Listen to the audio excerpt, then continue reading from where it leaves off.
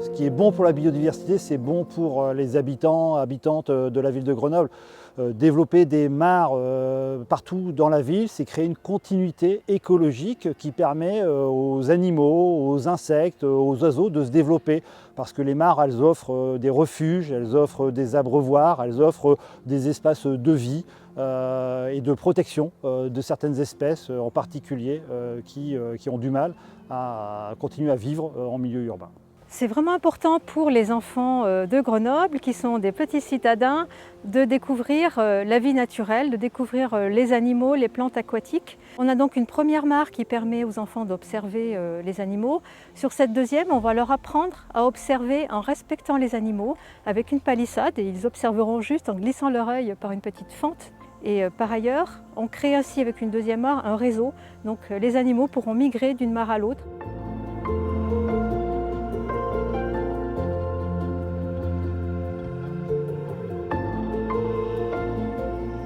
L'intérêt pour l'activité, elle est assez simple du coup, c'est remettre un maximum de biodiversité pour éviter les déséquilibres qu'on peut voir, surtout au milieu de champs comme ça, qui sont ni plus ni moins que de la monoculture, où il y a très peu de fleurs et où du coup les insectes ne sont pas très présents. Donc l'objectif, ça peut être de remettre des prédateurs sur des parasites qui viennent me manger certaines cultures.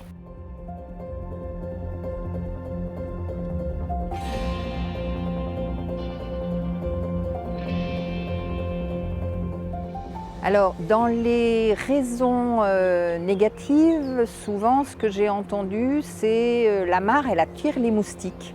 Mais justement, la mare, c'est une étendue d'eau suffisamment grande et suffisamment profonde pour que les moustiques, c'est pas du tout ces lieux-là où ils vont pondre, et du coup, ça, c'est pas une crainte.